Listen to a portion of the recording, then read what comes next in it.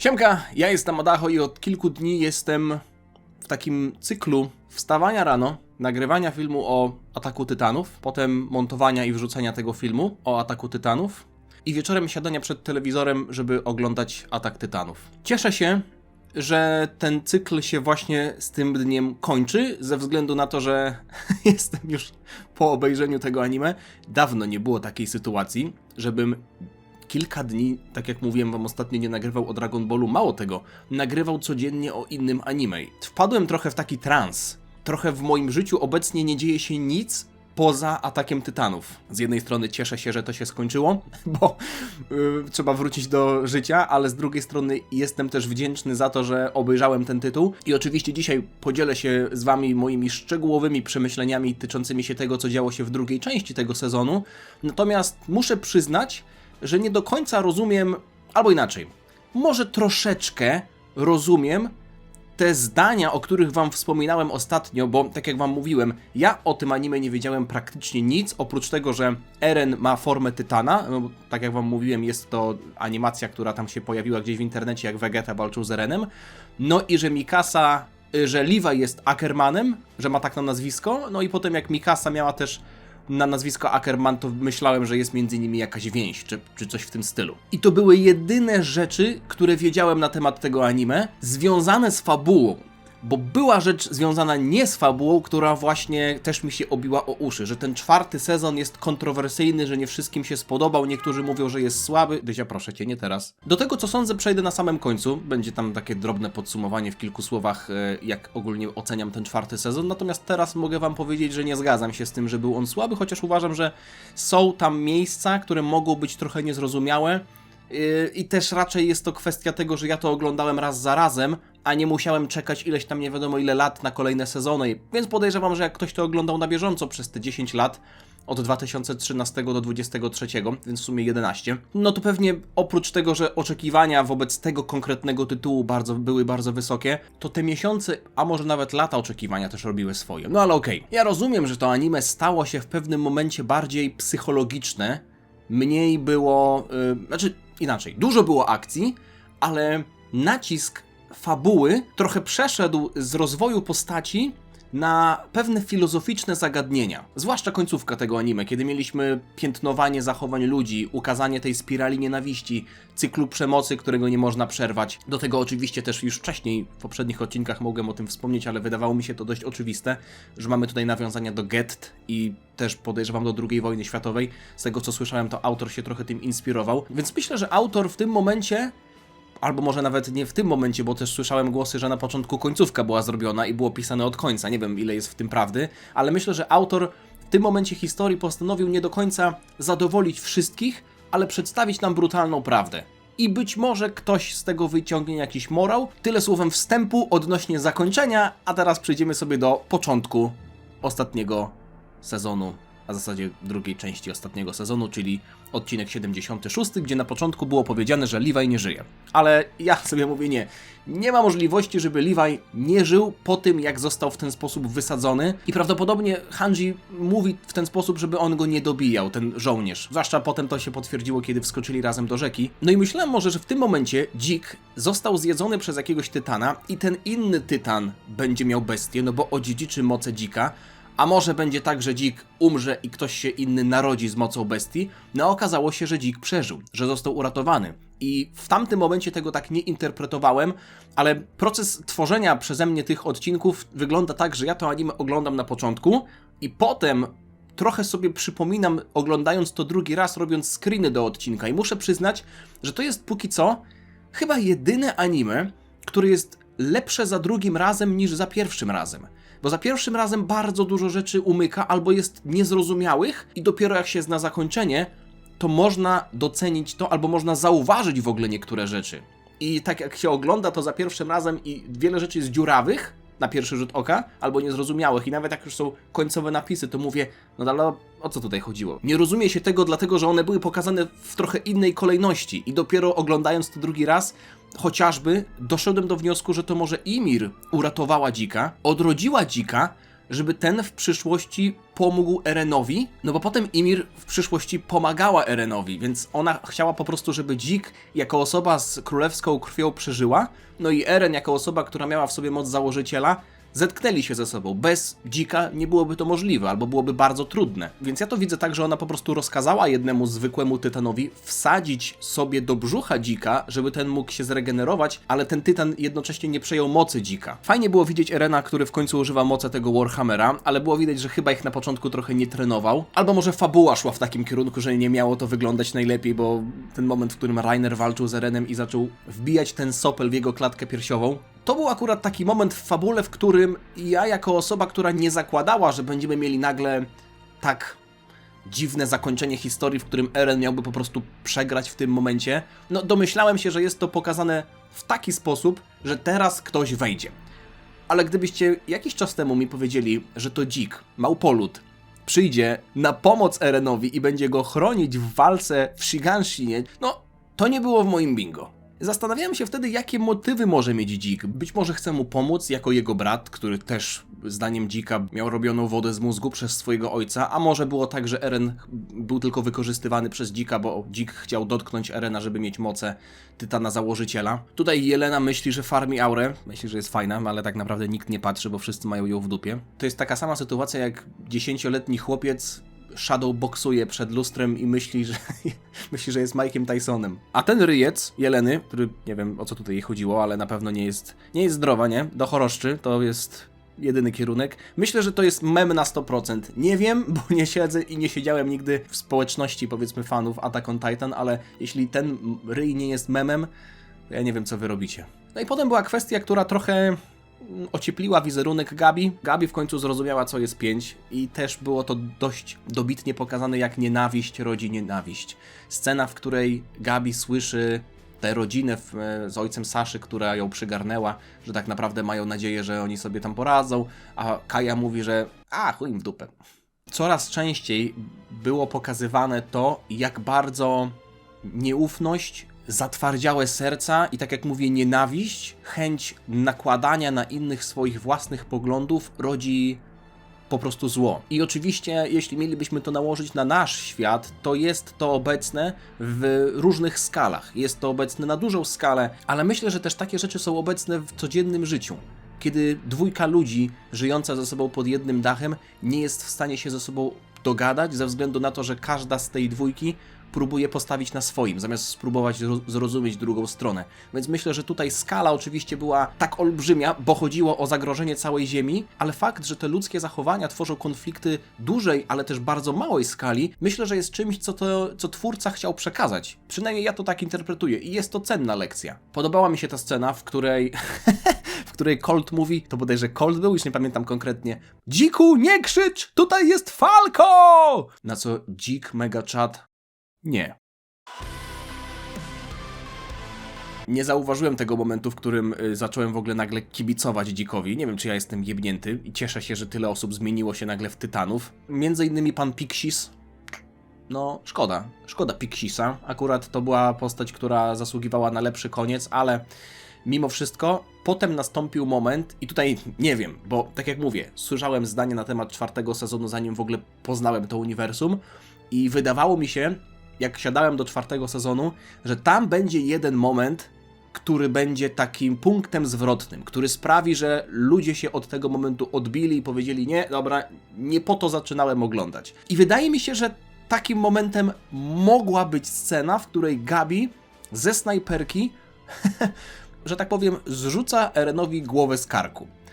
Myślę sobie, no nie, okej, dobra, czyli to jest prawdopodobnie ten moment. To jest ten moment, w którym ta irytująca Gabi, która w ogóle nie powinna tam być, poznajemy ją mimo tego, że nikt o nią nie prosił i jest takim egoistycznym, wyniosłym dzieciakiem, który ma się za lepszych od innych, ona kończy ten plan, na który ja tak czekam od dłuższego czasu, i to w takim momencie, w którym Eren był dosłownie o krok od zrealizowania tego planu i dotknięcia Dzika. No wizualnie to był kosmos, ale w tamtym momencie byłem pierwszy raz chyba naprawdę poirytowany oglądając to anime. I to tak solidnie, ale myślę sobie, no nie, dużo jeszcze tutaj zostało odcinków, myślę, że to nie jest to nie jest jeszcze koniec. Zwłaszcza potem, jak widzieliśmy sceny na tej pustyni, widzieliśmy pierwszą Ymir, która wydawało mi się, że wcześniej wskrzesiła Dzika, no i teraz też oczywiście wskrzesiła Erena po to, żeby może się w końcu zemścić. Może to nie było tak, że Eren chciał zemścić się na ludziach, albo inaczej. Chciał, ale wiemy, że był niewolnikiem tej wolnej woli, prawda? Może to nie było tak, że to Dzik chciał przeprowadzić ten plan, tylko oni byli w pewien sposób prowadzeni głosem tej pierwszej Ymir, która chciała ich ze sobą dotknąć, żeby rozpocząć to rumbling, no nie? Nie wiem, jakie jest oficjalne polskie tłumaczenie. Rumbling, no to jest trzęsienie, można powiedzieć. Earthquake to byłoby trzęsienie ziemi. Rumbling, no chodzi o to, że jest dudnienie, trzęsienie, no wiadomo o co chodzi. O tę scenę, w której kolosi mieliby zniszczyć świat. W tamtej scenie w ogóle kompletnie nie miałem pojęcia, o co chodzi. Jak oglądałem to pierwszy raz, to mówię, to było dla mnie... Starałem się naprawdę zrozumieć, o co tutaj biega, dlaczego oni są w takim miejscu, kto jest kim. I na początku jedyne, co zrozumiałem, to to, że Eren wykorzystał Dzika tylko po to, żeby się dostać do tego miejsca i zdobyć moce pierwszej Ymir, ale kiedy pierwsza Ymir go minęła i się okazało, że ona kłania się przed Dzikiem i że to Dzik zrobił sobie te kajdanki z piasku, ja mówię, kto tu jest synem kogo, nie? Znowu mamy brazylijską telenowelę, 2 zdrady w ciągu 3 minut. No idziemy na rekord. Lewandowski 5 goli w 9 minut, Attack on Titan 8 zdrad w ciągu 4 odcinków. No ale potem mamy jakiegoś totalnego interstellara. Grisha, ojciec chłopaków, mogę tak powiedzieć, śni o przyszłości. Weszliśmy totalnie w 5. gęstość i jeszcze mieliśmy w ogóle sceny z pierwszego odcinka, ale ci teraz z tyłu stoją i patrzą. No i potem się dowiedzieliśmy, że Tytan atakujący może spoglądać w przyszłość. Czy ja to kupuję? Znaczy inaczej. Kupuję to, że tak może być, tylko trochę nie rozumiem tego, dlaczego tak jest. Wiemy, że Tytani mają swoje charakterystyki, mają swoje specjalne umiejętności. Ale dlaczego akurat Tytan atakujący może spoglądać w przyszłość? Jak to się wiąże z jego mocą? Nie wiem, czy to było powiedziane i może ja powinienem obejrzeć to drugi raz, żeby to teraz sobie zrozumieć, ale w tamtym momencie powiem wam, że nie zastanawiałem się nad tym. Teraz tak sobie głośno myślę. W tamtym momencie ja to chłonąłem i myślę sobie, co tu się kurwa dzieje. Zwłaszcza w tej scenie, jak ojciec Erena upuścił skalpel i myślę sobie, okej, czyli nagle zmieniła się przeszłość? Nagle przez to, że oni tam poszli, to ojciec Erena nie zaatakował rodziny królewskiej? No i potem zobaczyliśmy, że Frida jest namawiana przez swoją rodzinę, żeby zaatakować Griszę i myślałem sobie, okej, czyli tak było jednak, tylko nie Grisha ich zaatakował, tylko Grisha się bronił. No ale potem mamy scenę, w której Eren przemawia do swojego ojca. Mi się mózg wywrócił na lewą stronę. Wstawaj, ojcze. Nie pamiętasz, po co tutaj przyszedłeś? Jak to jest w ogóle możliwe? Ja już w tamtym momencie mówię, nie, mój mózg nie nadąża, ja nawet nie próbuję tego zrozumieć, ale Grisha w tamtym momencie, w dniu, w którym mury zostały zaatakowane, widział Erena z przyszłości, który kazał mu jednak wstać i zaatakować rodzinę królewską, ale to wszystko doprowadziło do tego, że Eren w ogóle zyskał tę moc. Więc gdyby Eren, ten duży, który był z Dzikiem, nie powiedział tego Griszy, to Grisha nie zyskałby mocy i Eren nie zyskałby mocy. Ale jak to się mogło stać, skoro... Chyba nie jestem jedyną osobą, która się zastanawiała nad tym wszystkim, co? No i w ogóle jak to jest możliwe, że Grisha potem w ogóle krzyczał, to było takie mocne, on krzyczał: Eren, jesteś zadowolony? A Eren w międzyczasie w Shiganshinie, kurwa, motyle łapie do siatki. On po prostu wierzył, że jeśli się posłucha tej wizji z przyszłości, to wszystko się skończy. Nie wiedział dokładnie jak, ale stwierdził, że po prostu się posłucha tej wizji. No i niby się potem wszystko skończyło, ale jakim kosztem? Nie wiem, jakim cudem to też było, że Dzik i Grisha się przytulają, że oni się w ogóle widzą. Czy to była wizja Dzika, czy to była wizja Griszy, czy to się wydarzyło naprawdę? No i potem w momencie, w którym Grisha powiedział, że od tego momentu wszystko będzie po myśli Erena, boom, Eren wyrzuca Dzika z tej projekcji, z tego snu, robi T-pose przy nim, pokazuje swoją dominację. Podoba mi się to, co zrobili z tą postacią.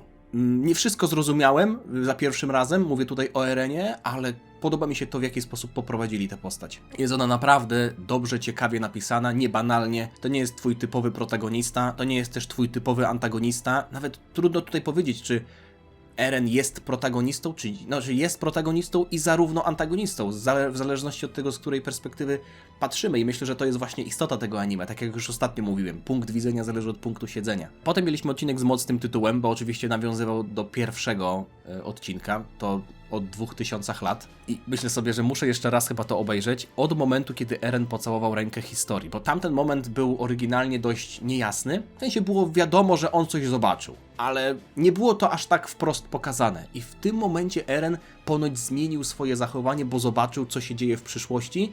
Ja to rozumiem tak, możecie mnie poprawić, że Eren dotykając ręki i całując ręki historii nawiązał kontakt z kimś z rodziną królewską. Więc wtedy te moce założycielskiego Tytana w nim, powiedzmy, przebłysły i odblokowały się w takim stopniu, że był on w stanie przewidzieć częściowo przyszłość. W sensie przewidzieć, raczej zobaczyć przyszłość. Potem mieliśmy tę scenę z tym węgorzem, którego dotknęła pierwsza Ymir.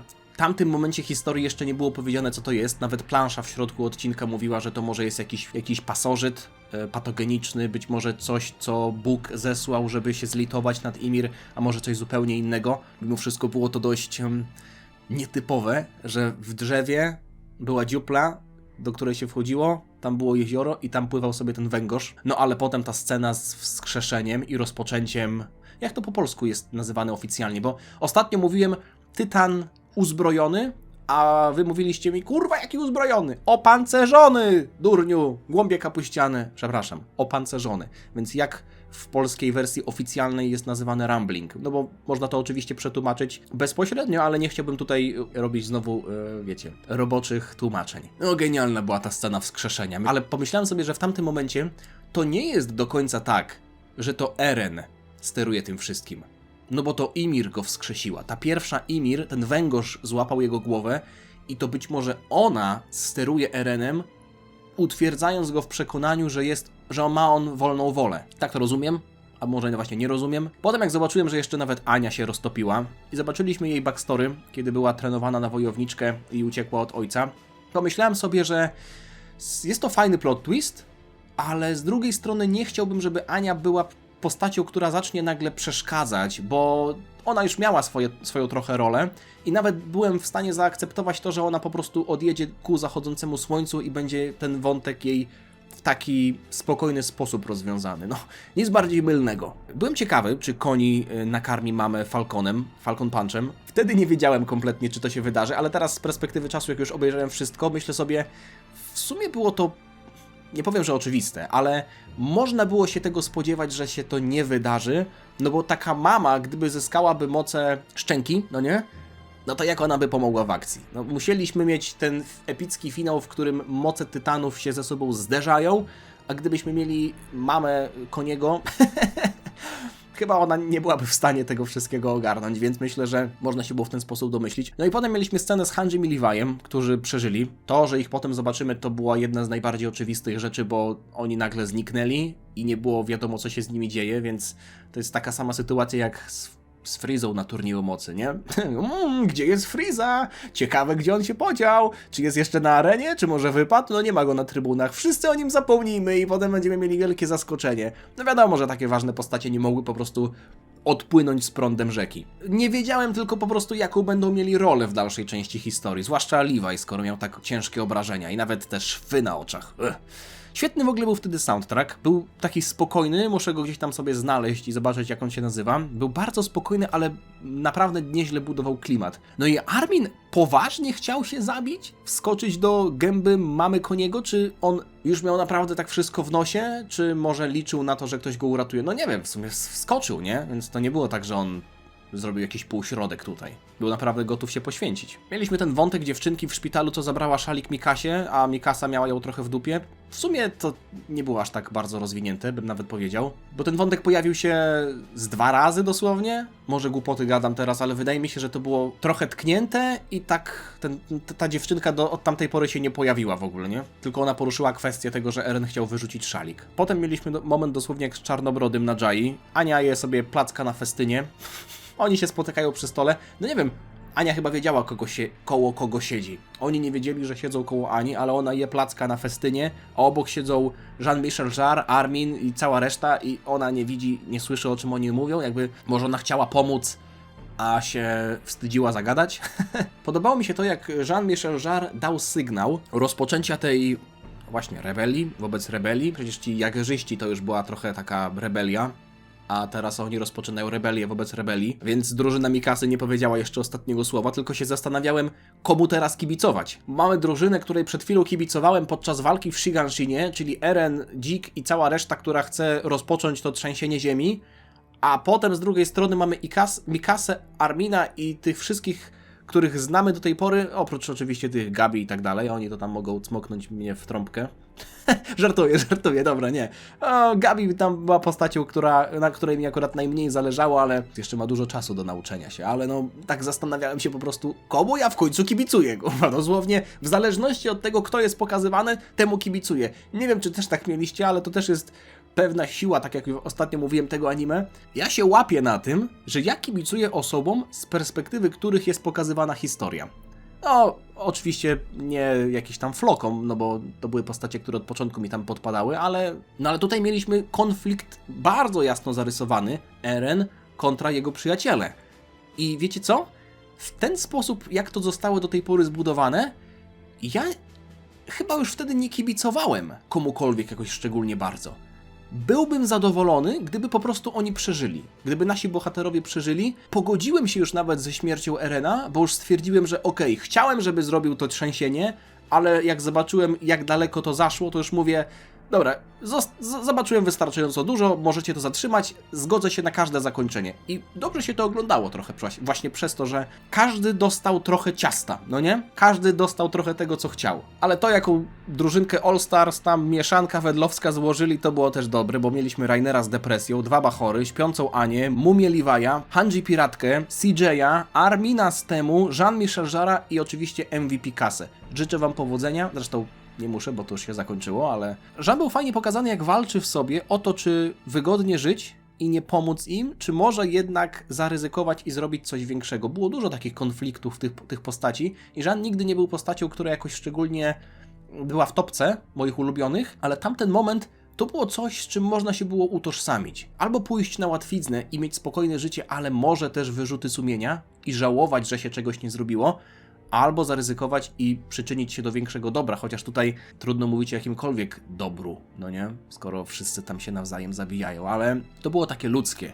Bardzo dużo takich moralnych rozterek zwykłego człowieka jest w tym anime. To mi się akurat bardzo podoba. Mimo tego, że nie wszystkie do mnie trafiają, bo nie ze wszystkimi jestem w stanie się utożsamić, to jest tam sporo takich rzeczy, które myślę, że zostawiają piętno na sercu i dają do myślenia. Mieliśmy kwestię tego, że Eren ma założycielskiego tytana jeszcze przez 4 lata i tak jak już ostatnio mówiłem, ale to było też powiedziane później, mówię, na początku się zastanawiałem, czy wchłonięcie Warhammera przez Erena wydłużyło mu te lata, czyli będzie miał teraz 13 lat od wchłonięcia Warhammera? Nie, no jakby 13 lat jest od momentu zdobycia tej pierwszej mocy, więc Erenowi tak czy inaczej zostałyby 4 lata. No i już było tak dobrze, zupka przy ognisku, wszyscy tam jedzą ziemniaczaną, Reiner w ogóle skruchę okazuje i Jean mu nagle mordę wbija do środka. No nie wiem, przed chwilą go tak dobrze pochwaliłem, zresztą Reiner, nie wierzę, że to mówi, ale gość wyrasta na jedną z lepszych postaci, w ogóle wyrósł na jedną z moich ulubionych postaci, przez to w jaki sposób zaczął się zmieniać, do tego też później przejdę. No i tak potem usiadłem i patrzę, że w sumie ta mieszanka wedlowska to jest zajebista. Przecież oni mają w drużynie 5 tytanów. Karta, czyli Pik, Kolosa, czyli Armina, Armora, czyli Rainera, kobiety, czyli Anię, no i jeszcze Falco ma Szczękę. Do tego przecież 2 Ackermanów, skauci, no to jest zajebista drużynka. A w sumie pozostałe 4 tytany były u Erena. Mamy założyciela, atak tytana, czyli Shingeki no Kyojin, tak jak tytuł tego anime. Uważam to za dość bezpośredni, ale bardzo fajny zabieg, że anime się nazywa w ten sposób. Warhammera i bestie, no nie? Eren ma 3 tytany w sumie w sobie. To jest w ogóle anime o tym, że wszyscy chcą ratować innych, ale najpierw muszą trochę pozabijać, a potem to już na pewno będzie wszystko dobrze. Armin, potrzebujemy łódki. Jaki masz plan? Kurwa sprytny. Flock, potrzebujemy łódki! W tytule odcinka było traitor, czyli zdrajca. No i tam oczywiście była kwestia tego, że oni wiedzieli, że ci jagerzyści wiedzieli, że nasza ekipa mieszanka wedlowska chce powstrzymać Erena, więc to było oczywiste, że ktoś ich zdradził. Ale czy ja to ominąłem, czy tam nie było powiedziane, kto zdradził? kto puścił parę. No bo myślę sobie, okej, Jelena mogłaby, no ale jakim cudem by ona to zrobiła? Kto mógłby w ten sposób to zdradzić? Więc to mi umknęło, jeśli to było gdzieś rozwiązane i zapomniałem, możecie mi to napisać. Potem scena, w której Armin, no zresztą widzicie, myślałem, że może od razu odpali Kolosa, no ale gdyby odpalił Kolosa, to by był wybuch. Prawda? Więc wszystko by zniszczył. I jest rzecz, która potem mi wpadła do głowy, już później pod koniec anime, ale to też możecie mi wyjaśnić. Jak to jest, że ja w drugim sezonie myślałem, że jak Kolos, czyli Bertolt, się pojawił przy Erenie, to było w pierwszym czy drugim sezonie, on się wtedy pojawił przy murze i ja mówiłem, okej, czyli wiemy, że on się potrafi teleportować. No nie potrafi się teleportować, tylko nagle się przetransformował i stał się duży. Tylko że wtedy, w przypadku transformacji Bertolda, nie mieliśmy takiego wielkiego wybuchu. Czyli on mógł to kontrolować? Czy zrobić wybuch, czy nie? No bo potem jak Armin się transformował, to za każdym razem mieliśmy wybuch. Może to właśnie kwestia tego, że on chciał wybuchać, a niekoniecznie musiał. Straszna była ta scena z Arminem i Konim, którzy zabijali swoich kolegów. Powiem wam, że mimo tego, że Koni to nie była jakaś postać, która mi też zapadła w pamięć, w sensie, inaczej, pamiętam go, ale nie zyskałem do niego dużej sympatii i tych dwóch gości w ogóle nie znałem, to sposób, w jaki to zostało przedstawione, muzyka, aktorzy głosowi, poruszyło mnie to. To było mocne, ale spoiler, nie było sceny, przy której by mi łza poleciała. W ogóle w trakcie tego anime. Trochę żałuję, ale nadal jakby bardzo podobała mi się historia i nadal doceniam tę historię. To nie jest tak, że się wstrzymywałem, nie? Byłem sam w pokoju. Nawet były sceny, w których chciałem się wzruszyć, ale nie było nic takiego, co by sprawiło, że naprawdę nie mógłbym się powstrzymać, także w ogóle do czego to doszło? Mikasa wisi sobie na Ani i grają do jednej bramki. Serio, gdybyście mi zaspoilerowali niektóre rzeczy, były osoby w komentarzach, które spoilerowały, teraz już się niczego nie boję, możecie pisać co chcecie. Spoilery byłyby w stanie zniszczyć to anime, naprawdę. Gdybym się dowiedział o najmniejszych rzeczach, które były później, to oglądanie tego z myślą o tym, że to się wydarzy, w przypadku tego anime naprawdę mogłoby zaszkodzić. Są rzeczy, których na przykład, nie wiem, że porównuję tutaj zupełnie coś innego, ale w Dragon Ballu, jak oglądałem tego Dragon Balla, powiedzmy pierwszy raz świadomie, no bo oglądałem go w dzieciństwie, to wiedziałem o tych wszystkich formach, które będzie miał Goku, ale i tak mi się to podobało. A tutaj te plot twisty były tak głęboko zakorzenione w fabule i one tak ze sobą były połączone, że zdradzenie jednej rzeczy trochę by było taką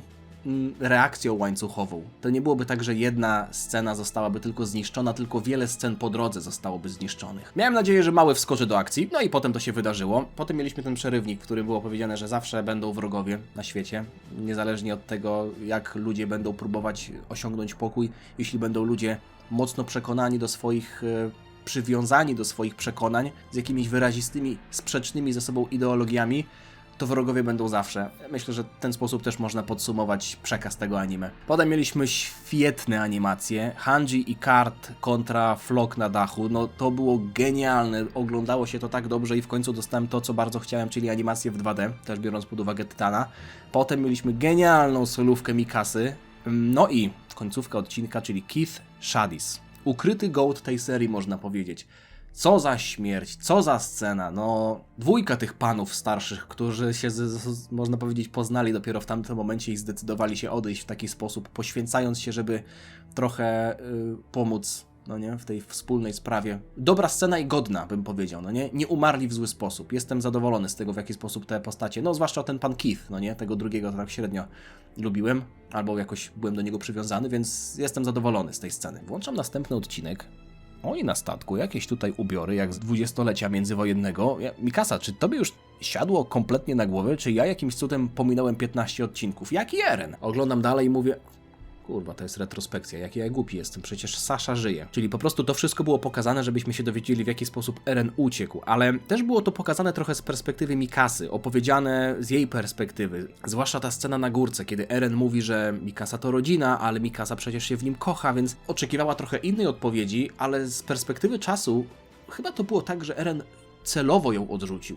Że on wiedział, że Mikasa się w nim kocha i tak naprawdę to, co było potem w tej trakcie rozmowy Dzika i Erena, wybieranie hosta przez Ackermanów, to jest nieprawda. Wtedy byłem tak skonsternowany, bo uznałem, że jestem karmiony kłamstwami przez całe anime, ale teraz na spokojnie myślę sobie, że to jest kwestia tego, że Eren chciał, żeby Mikasa go po prostu znienawidziła, żeby go zostawiła, bo on miał nie dość, że 4 lata życia, miał na sobie tak ciężkie brzemię i gdyby Mikasa dalej pałała do niego takimi uczuciami i się z nim związała, to ona w gruncie rzeczy też by finalnie cierpiała. a on chciał, żeby ona go zostawiła, znalazła sobie kogoś normalnego, z kim byłaby szczęśliwa i długo by żyła. Potem jeszcze ta kwestia w okopach, kiedy Eren... A ja pierdzielę, zresztą widzicie, no zaczęło się to tak wszystko pięknie składać w całość, ale ta scena, w której zobaczyliśmy armię, która idzie na brzeg, cała flota nie jest w stanie sobie z nimi poradzić. Eren wygląda jak jakiś demon kompletny, jakby po prostu diabeł przyszedł na ziemię, przyjął nawet nieludzką formę. No scena absolutnie jak z horroru, ale muzyka, fakt, że w ogóle on był jeszcze nazywany o, to Shingeki no Kyojin idzie do nas, a on mówi tak, bo to jest tytuł tego anime, to jestem ja. Podoba mi się w ogóle to, w jaki sposób są nazywane te główne, takie duże anime, tytuły. Nie mówię, że wszystkie, ale Shingeki no Kyojin, czyli Tytan atakujący, no nie? Bardzo fajny tytuł, który nawiązuje oczywiście do fabuły. One Piece, skarb, który przecież jest poszukiwany od tylu lat przez piratów. Dragon Ball, Smocze Kule, główny punkt zaczepienia, od którego się zaczęła cała historia. Nawet Naruto, imię głównej postaci. Mógłbym tutaj wbić szpileczkę w fanów Bleacha. Chyba już to właśnie zrobiłem. Chłopaki, a nie możecie po prostu otworzyć kebaba? Czapeczki już macie. Dobra, przepraszam, że szukali sposobu na biznes, okej? No ale potem jeszcze jak ten gościu w obliczu końca świata i maszerujących tytanów zbiera drobne z chodnika. Wiecie co, chyba jednak zapomnieli mu pejsy dorysować. To było dość wymowne, no ale ta scena, w której mamy Ymir, która stoi i on ją widzi w momencie, w którym jego głowa jest miażdżona przez kolosa. Horror. Naprawdę, no jakby to nie jest przesadzone, że to anime ma elementy horroru. Potem się zastanawiałem, czy Ania i Armin gadają ze sobą w taki sposób, bo coś mają ku sobie, żeby się mają ku sobie, czy może to jest raczej Bertolt, który przemawia przez Armina. No nie do końca jestem w stanie to rozgryźć. Jakby nie patrzeć, to oboje przeżyli, więc historia, prawdopodobnie co tam się podarzyło dalej, to możemy sobie tylko wymyślać, ale czy to był Bertolt w Arminie? Już nie raz były takie sceny, kiedy Bertolt widać było, że przemawia przez Armina. Sam fakt, że przecież Armin chodził do Ani, to też było w jakimś stopniu uwarunkowane tym, że miał w sobie Bertolda, także jest tutaj też duży koncept tej wolnej woli osób, które odziedziczyły moce tytanów, no bo przecież oni myślą, że robią to, co chcą robić, ale na ich czyny wpływają nieświadomie wspomnienia poprzednich posiadaczy tej mocy i może to też jest kolejna warstwa tego problemu, tak jak na przykład na nasze zachowania wpływają przyzwyczajenia naszych rodziców, naszych dziadków.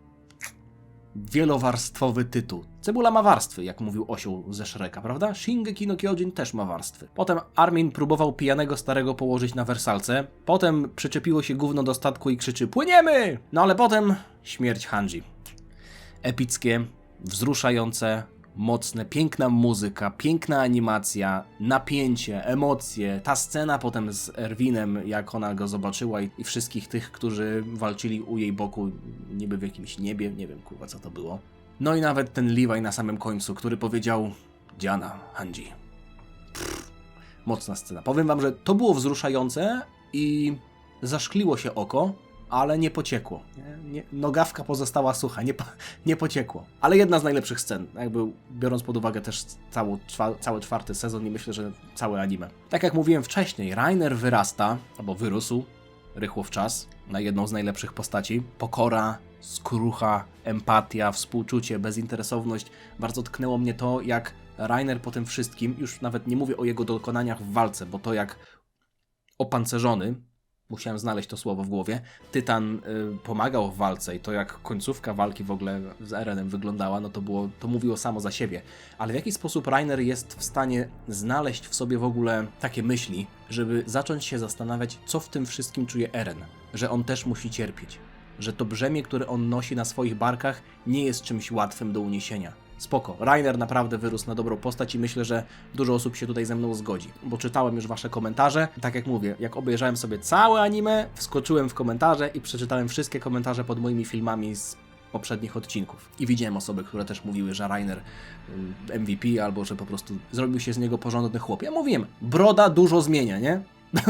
Broda może zmienić człowieka. Podobała mi się też ta scena, w której oni byli na tej pustyni. Wszyscy mówią, Eren, to nasza wina, przepraszamy! W międzyczasie Levi, negocjator, wyłaź kurwa, bo cię kopnę w dupę, gnoju. No i mówię, Tak mi się wydawało, że to teraz wola tej Ymir trochę wpływała na Erena. On ją uwolnił z tych więzów, ona chce teraz zemsty. Więc tak jak do tej pory mieliśmy tę przysięgę pokoju, która wszystkich tych tytanów, założycieli, te osoby, które miały tę moc, pętała. Teraz może to się zmieniło na przysięgę zemsty, przysięgę walki. Potem byłem trochę skonsternowany na samym początku, teraz obecnie to jestem w stanie zrozumieć, że młody ma latać, no bo myślę sobie, okej, małpa nie latała, nikt inny nie latał, skąd to się wzięło, ale myślę sobie, i to też było w jednym komentarzu, więc dopiero teraz zrozumiałem to, jak przeczytałem komentarze, to jest Beast Titan, a nie Ape Titan, ani Monkey Titan, ani Gorilla Titan, ani Orangutan Titan.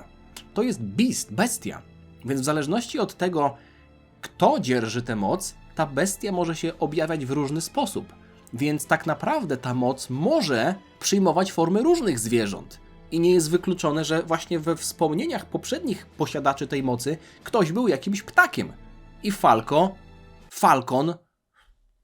to nie jest jakiś tam właśnie, kurwa, zwierz? Sokół, no właśnie. No i wszystko jasne. Dziadek dobrze gada. Myślę sobie, to wy stworzyliście tego potwora. To, że Eren teraz idzie was zgnieść, to nie jest coś, co się wzięło znikąd. Potem Eren zaczął przyzywać małpę jak Pokemona. Ja mówię, co to jest w ogóle za moc? Jasny gwint. Gdzie jest ten dzik w tym wszystkim? Czy dzik teraz jest jak tylko pionkiem w tej grze? I wtedy tak patrzę na to wszystko, co się dzieje. I myślę sobie, że to wszystko przez to, że jakiś węgorz pływał w jeziorze pod drzewem. No końcówka tego pierwszego specjala to było jak dobry film akcji, zresztą nie tylko końcówka pierwszego specjala, ale całość tego specjala, pierwsza i druga część. I wtedy coraz bardziej utwierdzałem się w przekonaniu, że Eren faktycznie jest w jakiś sposób kontrolowany, albo nie kontrolowany, tylko na jego czyny wpływają te wszystkie wspomnienia, te wszystkie wizje, więc mimo tego, że on niby robi to, co chce, tak naprawdę jest kontrolowany, jest uwięziony. Dobrze też, że zauważyli tutaj na tej wieży, że to Paradis chce uratować świat, bo w ten sposób wszyscy byliby świadomi tego, że są tam na wyspie dobrzy ludzie. I w tamtym momencie myślałem, że pewnie to się tak skończy. No i potem Armin właśnie wypowiedział te słowa. W jaki sposób jesteś wolny? Do Erena, no nie? W jaki sposób on jest wolny? Mówi o tym, że jest wolny, że oni są wolni. Podobała mi się ta moc korzystania z byłych tytanów. Nie spodziewałem się tego w ogóle, ale było moim zdaniem logiczne, bo jeśli założyciel jest w stanie kontrolować w ogóle wszystkich tytanów i na przykład wcześniej wskrzeszał dzika, to dlaczego nie jest w stanie też sięgnąć do mocy poprzednich osób, które korzystały z tej mocy. Żałowałem w tamtym momencie, że nie byłem na tym w kinie, bo jak oglądałem to wszystko, to wydawało mi się, że oglądanie tego na dużym ekranie to byłoby przeżycie niezapomniane. Możecie mi napisać w komentarzu, czy wy byliście na tym w kinie, bo z tego co słyszałem było to puszczane. Nie wiem, czy w Polsce, wydaje mi się, że też w Polsce, więc możecie dać znać, jakie mieliście wrażenia po seansie od razu i czy na przykład musieliście potem to jeszcze sobie raz obejrzeć, ale potem był moment, w którym ja mówię okej.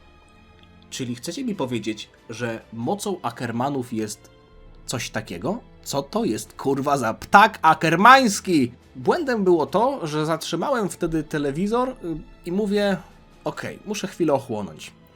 Dosłownie gdybym obejrzał to 5 sekund dłużej, to by wyszło na to, że tak naprawdę to Falco leciał za Mikasą i tak to zostało narysowane. Co się podjarałem, to moje, okej? Przez chwilę myślałem, że Mikasa jest ptakiem, albo że po prostu wyrosły jej skrzydła, bo jest Ackermanem i ta tajemnica mocy Ackermanów to jest coś takiego. Już ostatnio wam mówiłem. Kto nie miał teorii odnośnie tego anime, które się nie sprawdziły, niech pierwszy rzuci kamieniem. Ale Mikasa była biedna, jak usłyszała, że Erena trzeba zabić. No i potem dopiero uświadomiłem sobie, jak bardzo ten Card Titan jest dobry, bo mieliśmy pokazane, jak Pik wykonuje kilka transformacji z rzędu i nawet mówi, że byłaby w stanie transformować się wielokrotnie, setki razy i dalej dawała radę. Na początku nie było to pokazane aż tak dosadnie, bo Card albo był ujeżdżany i miał na sobie armatę, albo kogoś tam przewoził. W walce trochę pomagał, ale nie był, powiedzmy, w tej czołówce najsilniejszych tytanów, ale kiedy ona zaczęła wypadać z tego ciała i transformować się znowu, no w tamtym momencie to było imponujące i też bardzo potrzebne, bo kupowało czas. Mówię, chłonąłem to w tamtym momencie jak gąbka, bo to było absolutne kino i stwierdziłem nawet, że chyba przestanę stopować to anime, żeby się zastanawiać, co się tu właśnie wydarzyło, tylko obejrzę to po prostu ciurkiem do samego końca. A wydaje mi się, że gdybym stopował, to może bym więcej zrozumiał, ale teraz już jakby obejrzałem to sobie drugi raz, więc rozumiem więcej tak czy siak. Rozśmieszyło mnie trochę to, jak dzik po mileniach lepienia babek z piasku osiągnął nirwanę i zrozumiał sens istnienia. A sensem istnienia jest po prostu rozmnażanie się. Czy moglibyśmy dzikowi znaleźć jakąś babę w takim razie? Dzik zasługuje na szczęście. Hashtag sprawiedliwość dla dzika. Chyba ta przemowa Armina obudziła duchy starych tytanów i zachęciła ich trochę do walki i sprzeciwienia się Ymir. No i fajnie, że dużo postaci pobocznych robiło tak ważne rzeczy, no bo mieliśmy oczywiście Pieck, Jean w ogóle wysadził szyję Erena, Reiner to tak jak już mówiłem MVP może być jeden, więc zastanawiam się, czy Reiner, czy Mikasa. No, moja sympatia jest mimo wszystko bardziej przy Mikasie, ale Reiner to, co robił na samym końcu, myślę, że tutaj jakąś statuetkę powinni mu za to wręczyć. Zwłaszcza jak oglądaliśmy tę scenę, kiedy sam trzymał węgorza. No ale potem jak wchodzi Eren, jako demoniczny, finałowy boss całej serii, było to satysfakcjonujące. I tak jak mówię, nawet jak oglądałem to, nie miałem oczekiwań wobec tego, jak to się skończy. Oczekiwań wobec tego, kto wygra. Byłem pogodzony z tym, że Eren może przegrać, bo zobaczyłem już wystarczająco dużo. Byłem nawet pogodzony z tym, że oni przegrają i Eren wygra, bo wtedy ludzie na wyspie być może będą żyli długo i szczęśliwie. I następnie mieliśmy akcję z Dymem i powiem wam tak.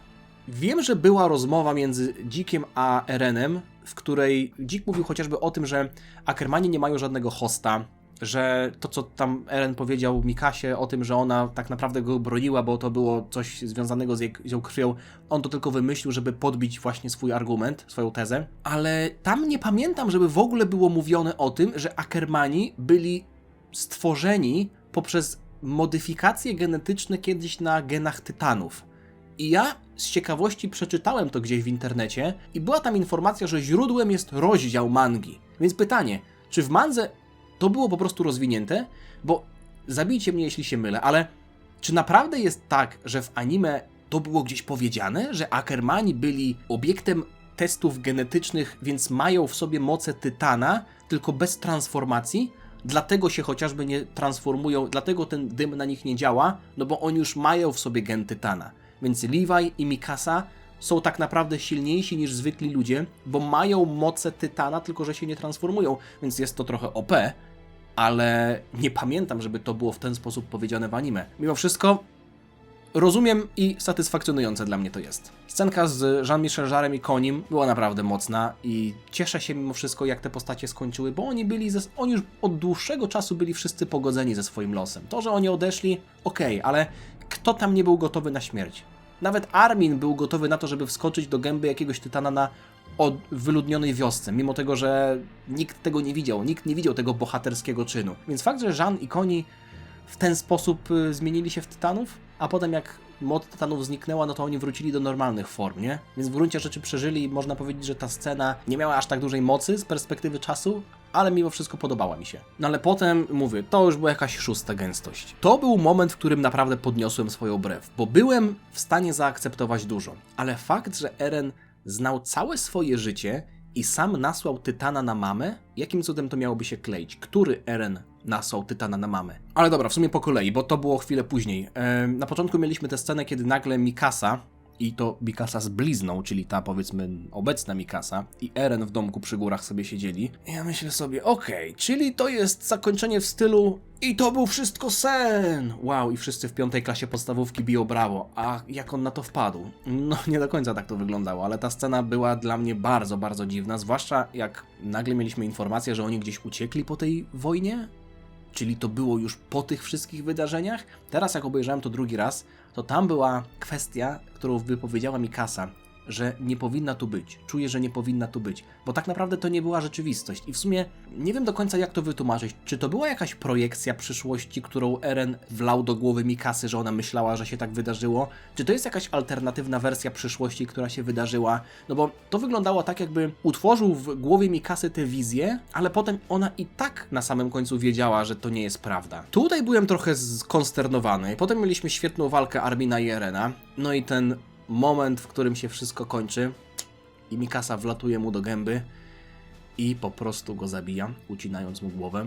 No i ten pierwszy pocałunek, chyba to był pierwszy pocałunek, nie? No bo nie pamiętam, żeby oni do tej pory, no nie było na pewno w anime pocałunku, ale nie wiem, jak to wyglądało w mandze, bo wiem, że w mandze niektóre sceny były rozwinięte, a może jakoś się zmieniały, więc to było dość smutne, że Mikasa pocałowała Erena dopiero po jego śmierci, kiedy trzymała jego głowę. No ale następne wydarzenia kompletnie jakby nie zrozumiałem ich na samym początku, bo zobaczyliśmy małego Erena i Armina, którzy siedzą w swoim rodzinnym mieście i oni rozmawiają o tych rzeczach, które się wydarzą. I ja myślę sobie, czyli Eren już w dzieciństwie wiedział o tym, co się wydarzy?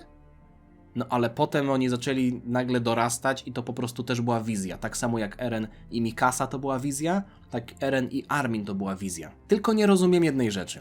Na początku mieliśmy kwestię tego, że Armin mówi: dobra, musiałeś mnie tak mocno uderzyć w brzuch, czy to było konieczne? A na samym końcu Armin był zdziwiony, że Eren zabił 80% ludzkości. Mimo tego, że Armin już tak naprawdę o tym wiedział w momencie, w którym to się wszystko skończyło. Znaczy, może nie znał konkretnej liczby, ale wiedział, że ten marsz tytanów się rozpoczął. Zwłaszcza w ten moment, w którym okazało się, że to była wizja, wracamy do rzeczywistości i Armin jest na statku z Anią. Czyli to było jeszcze przed walką z Erenem, ale Armin ma informację, że ten go uderzył w brzuch i wygląda tak, jakby to było po ich walce.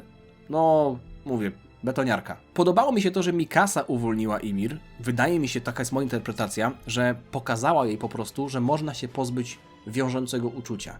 Mikasa zabiła Erena, mimo że go kochała, więc Ymir też zobaczyła, że można porzucić te uczucia do kogoś sprzed 2000 lat. Więc w ten sposób zaznała spokoju i ta moc tytanów zniknęła, bo ta moc tytanów oryginalnie to było coś, co król chciał kontynuować, nie? Mówię, za drugim razem wszystko ma sens, albo większość rzeczy ma sens, a za pierwszym razem nic nie ma sensu. No i kwestia tego, czy Eren nie miał wyboru? Mówił, że przeszłość i przyszłość w jego głowie istnieją symultanicznie. Nawet ta kwestia, że wysłał Dinę do mamy, czyli tego uśmiechniętego blondyna, który zjadł jego mamę w pierwszym odcinku, ale jak to jest w ogóle możliwe? Czyli chcecie mi powiedzieć, że jak Eren był mały i widział, że Tytan idzie w stronę Bertolda, to wysłał go w stronę mamy? To pytanie, czemu nie znał Bertolda w takim razie? Dlaczego uważał, że to nie jest jego wina, tylko wina Tytanów, że jego mama została zjedzona? I w jaki sposób to się ma sklejać? Kolejna scena, która mnie skonfundowała, to był moment, w którym Eren mówił, że nie chce, żeby Mikasa miała kogoś innego, więc z jednej strony być może on coś do niej czuł, bo powiedział, że nie chce, żeby ona kogoś tam znalazła, żeby ona zawsze była z nim, ale z drugiej strony czuł, że tak musi, nie wiem. Kolejna kwestia to to, że Eren mówił, że testował różne opcje, ale zawsze przyszłość wygląda tak samo. No, powiedział potem, że jest niewolnikiem wolności, ale w jaki sposób on testował różne przyszłości? To był taki moment w tym anime, w którym naprawdę pomyślałem sobie, że jeśli ja nie wejdę gdzieś tam na jakieś fora internetowe i nie posłucham mądrzejszych od siebie, jak oni to interpretują, to trudno będzie mi to w 100% zrozumieć. Potem wyszło na to, że te rzeczy, które się pojawiają na twarzy Erena, to jest chyba kwestia tego, że już nie jest w stanie dłużej utrzymywać tej projekcji. No a bóle głowy Mikasy wygląda na to, że to była Ymir przez ten cały czas. No i koniec serii. Mikasa w ogóle na samym końcu wyglądała tak samo jak na początku, czyli włosy, strój. Przy napisach końcowych mieliśmy kwestię tego, że ona chyba zmarła bez wyjścia za mąż. Zmarła i została pochowana w tym samym miejscu, co Eren, tak myślę, albo w podobnym miejscu, ale jak trzymała te kwiatki, to nie było widać żadnej obrączki, także być może Mikasa nigdy nie odpuściła i nigdy nie wyszła za mąż, więc to życzenie Erena się nie spełniło, no bo Eren myślał, że może zrobić z nich bohaterów i może kazać im żyć długo i szczęśliwie. Ale nie wziął być może pod uwagę tego, że oni nie chcą żyć w ten sposób. No i tak jak mówię, cykl, który się powtarza. Znów widzieliśmy wojnę, dzieciak wchodzi do drzewa, węgorza pewnie już tam nie ma, no bo dlaczego miałby być tam jakiś inny węgorz, ale jest to w moim odczuciu taka metafora tego, że wszystko zaczyna się od nowa. Że ludzie nawet po takim czasie nie uczą się na swoich błędach i mimo tego, że jest to zakończenie takie dumerskie nawet bym powiedział, to ja nie mam pustki w swoim sercu po zakończeniu tego anime. Uważam, że jest to zakończenie satysfakcjonujące, które niesie ze sobą jakiś morał, postacie dostały to, na co zasłużyły i jestem jakby kompletnie pogodzony z tym, co spotkało Erena. Najbardziej chyba szkoda mi właśnie Mikasy, bo oczywiście nie poznaliśmy losów Armina i tak dalej, ale w momencie, w którym widzieliśmy Mikasę, która siedzi pod tym drzewem, płacze i rozpamiętuje to aż tak bardzo, zwłaszcza ta scenka z ptakiem była naprawdę bardzo fajna i wzruszająca, ale moment, w którym się okazuje, że ona chyba, tak to zrozumiałem, nigdy nie wyrzuciła tego za plecy, tego bagażu, tylko zmarła po prostu dalej go dźwigając, no to jest chyba rzecz, która najbardziej mnie w tym wszystkim boli. Zastanawiałem się po zakończeniu, jaką ocenę wystawić.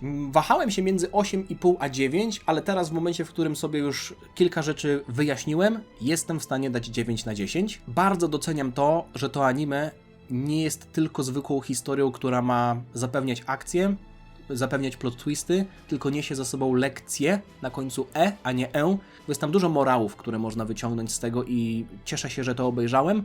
Natomiast jeśli chodzi o sceny, które byłyby moimi ulubionymi, albo postacie, które byłyby moimi ulubionymi, to do tego jeszcze muszę przejść i do tego przejdę w kolejnych filmach, być może filmach, a może filmie, bo mam zamiar na pewno zrobić ranking moich ulubionych postaci, więc na to też zachęcam, żebyście czekali, bo nie chciałbym czekać miesiąc, jak już wszystko pozapominam, tylko zrobić to mniej więcej na świeżo. Także na pewno jakieś rankingi jeszcze z Shingeki no Kyojin nagram, ranking postaci, pewnie też ulubionych momentów. Nie wiem, czy jest sens robić ranking tytanów, bo było ich tylko 9, chyba że miałbym brać pod uwagę różne postacie, ale ogólnie naprawdę dobry tytuł, bardzo dobry tytuł, rewelacyjny. To chyba lepsze słowo, rewelacyjny tytuł, ale rozumiem kogoś, jak ktoś powie, że przy oglądaniu pierwszy raz jest to niezrozumiałe albo skomplikowane i trochę się od tego odbije. No bo trudno mi przypomnieć sobie anime, które, albo w ogóle jakikolwiek tytuł, który przy drugim oglądaniu jest lepszy. W sensie nie oglądałem tego drugi raz od deski do deski, tylko niektóre sceny po obejrzeniu już całości nabierają nowego sensu, albo się widzi szczegóły, których się nie widziało za pierwszym razem. Więc to jestem w stanie docenić i za to trochę moja ocena poszła do góry, ale mówię, 10 nie daję, bo ta seria, mimo tego, że trafia, myślę, że do mojego top 5 anime, które obejrzałem, to nie było tam czegoś takiego, co kompletnie skradłoby moje serce. Albo scen, w których bym się bardzo wzruszył, żebym ryczał. A na przykład w One Piece tak było. I wiem, że teraz mogę zdenerwować wiele osób, bo są w komentarzach osoby, które mówią, że One Piece to jest gówno totalne, ale są gusta i guściki, nie? Jakby nie możecie mnie zmusić do tego, żebym lubił coś bardziej, żeby coś bardziej przemawiało do mnie, albo żeby niektóre historie bardziej na przykład mnie wzruszały. Tak samo ja was nie zmuszam do tego, żebyście lubili One Piece, czy Dragon Balla, czy cokolwiek innego. Dziękuję wam za oglądanie. Zachęcam do zostawienia oceny, komentarza i suba, jeśli chcecie być na bieżąco. Widzimy się niebawem, jutro w zasadzie. Już nie w tematyce Shingeki no Kyojin, ale dla mnie jest to wyjście z pewnego letargu, dla was nie, no bo ja wam przemieszam te filmy, prawda? To nie jest tak, że wy codziennie widzicie Attack on Titan u mnie na kanale, ale dla mnie jest to wyjście z pewnego letargu. Także dziana. Dzięki.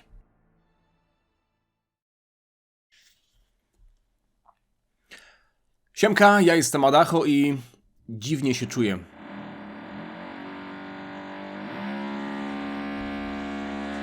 To jest niemożliwe. To jest niemożliwe. To jest niemożliwe. To jest niemożliwe.